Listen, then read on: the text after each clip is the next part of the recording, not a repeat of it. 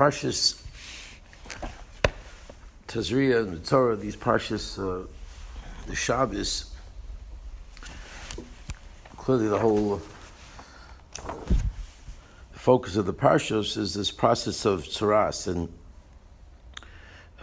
that it happens, how it happens, and the process by which one purifies themselves from this ailment, the spiritual ailment that comes about through Averis. Particularly the most well-known one is, of course, Lashon Hara, Mitzorah, from Motzi Shemra, Chazal say, and the process by which one does tshuva ultimately by bringing the carbon. It's obviously not just a carbon; it's a whole process of isolation and ultimately reconnecting back to your community based on doing tshuva. What's incredible about the human being, about us, about the way Kadosh Baruch Hu created us and our ability in the koach of bechira, which on the one hand is really the greatest gift that we possibly could have, is the gift of bechira, the gift of being able to choose to do right or wrong. That's the entire opening to our ability to grow, and the reason by which we get schar for the things that we do, because there is the Yetzer Hara, and that the Yetzer Hara causes a battle, and it's our overcoming that Yetzer Hara that is the entire basis for HaKadosh Baruch Hu rewarding us and for us to be able to grow. We've overcome something. There's an inherent battle within us. The extent of how powerful that koach of bechira is really evident in the way that Rabbeinu Bechai explains this whole procedure, because he says that the truth of the matter is, unlike the way the Torah writes it, the actual order was that the tzaras came first to your house, and then it was on the wall, and only when it was on the wall and the message was received, because the kohen had to come. The kohen, of course, checked it out and looked at the growth on the wall, and when that incredibly miraculous spiritual phenomenon, as Rabbeinu Bechai says, it was nothing but a nes golui, that whatever that was on that wall was on the wall. It wasn't. It could not be explained by any contractor, by any plumber.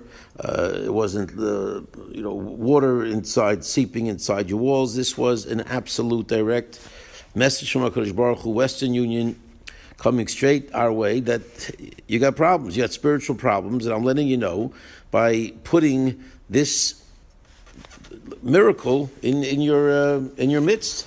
And so you should get the message that you should see what's going on in your life, and you should get it together and do tshuva. So just stopping right here and just reflecting upon this, number one, the incredible relationship that existed between HaKadosh Baruch Hu and Klal Yisrael. And we had a Beis Hamikdash, and we had these rules and these types of procedures, and we had a situation where when a person sinned, they would get mamish direct. I guess now telegrams are outdated. It would be mamish, direct text. You get mamish, you'd get an immediate Twitter feed that this was your house is giving you a message that you better do tshuva because your spiritual life is not in order, and there are things you have to eradicate. You would have imagined at that point it would have been done. It would have been finished. It would have been over. You go home, or you're at home, and you reflect, and you go through the whole process. You see all of the procedures that have to be done, and you put an end to the whole situation. And then the tshuva is complete. The message is received. The person gets his life back in order, and we move on in life. Incredibly, says Rabbeinu Bechai, that's clearly not what happened, it's not necessarily what happens, because the Torah continues and talks about the fact that this entire process could repeat itself. It starts in the wall, then goes on your clothing, and then the clothing from the clothing goes onto your body, and from your body, it even has different parts of the body, some more distant and some sort of closer to home. And basically, going through this procedure again and again, closer to the individual, delivering the message in a more powerful way, so that if the person didn't get it the first time, or the second time, or the third time, he'd eventually get it the fourth or fifth time. And again, these are all miracles. These are all inexplicable situations. They're phenomenons that have no other explanation but directly coming from HaKadosh Baruch Hu. So it's possible. You see this incredible kayach of the Adam. When we talk about godless Adam,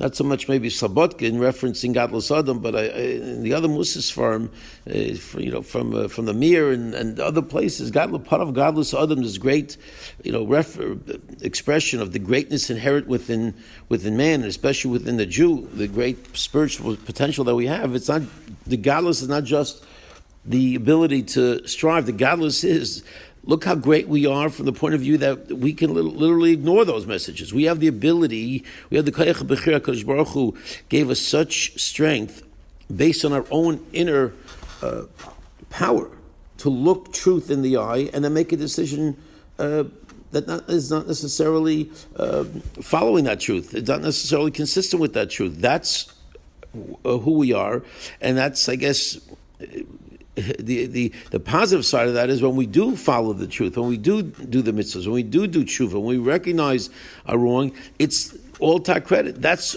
we're doing that. You can't really argue, well, you were coerced into it, even after you received the message. I mean, stop and think what Rabbi Avrohom is saying. He's saying you got one message in your house, then you got it in your clothing, then you got it on your skin, and then you finally change it. It could have been 2 or 3 times even on your body before you.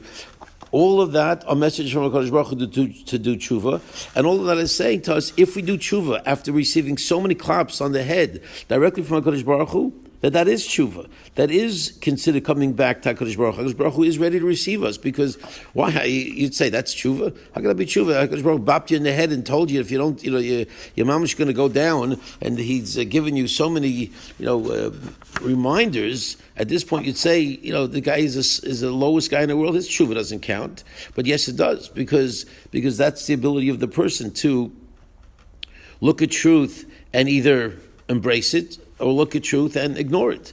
And when we embrace it and when we do the right thing, even though maybe it's from a position of chas v'sholom being clapped on the head, we don't have tzaras nowadays, but sometimes we have Rahman Litzlan, different situations that come up, and sometimes a person is so down in the dumps, or has been given such a shot to the solar plexus that finally they wake up and they change. So the notion that that's not considered change, that's not significant, is clearly wrong. You see from this so many different aspects of the unique relationship that we have with our HaKadosh Baruch Hu, how much HaKadosh Baruch Hu loves us, that he embraces that tshuva no matter where it comes from, no matter how many times he had to remind us, and no matter how sort of maybe cheapened it might seem because of the fact that HaKadosh Baruch Hu had to tell us so many times, it's still considered tshuva. And from our point of view, it's so important for us to recognize, this is what we're capable of. We're capable of not seeing the truth. How dangerous is that?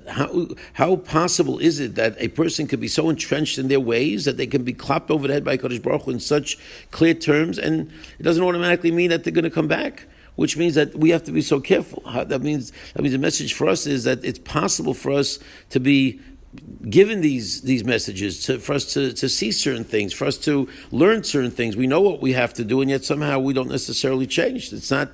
It's a product of who we are and our decision making. It doesn't come automatically, and therefore we have to be so careful that we don't fall into this trap of complacency or just sort of this rut that we just do things the way we do things, and we don't necessarily stop and reflect. So on so many levels, we don't have tzaras today. It's not a manifestation, of our relationship right now because of the distance, because we don't have that closeness, and we don't have that instant messaging that comes, from tzaras the way it did in the time that we were in Eretz Yisrael. But the messages are still profound, and we do receive tremendous wake-up calls from HaKadosh Baruch Hu in different ways, and our job is to internalize these ideas, because they while they don't apply in the fashion that the incredibly powerful fashion that they existed then, they still certainly the lessons are very, very relevant. And Bez Hashem, we shouldn't wait. We should hopefully get those calls earlier. We should not even wait for the wake up call. We should look into the Shulchan Aruch, look into our lives. That's what Mussar is all about, to reflect upon where we are and to recognize it could be sometimes very difficult, but that's where the schar comes from sort of not falling into the rut. This particular Shabbos is a Shabbos that's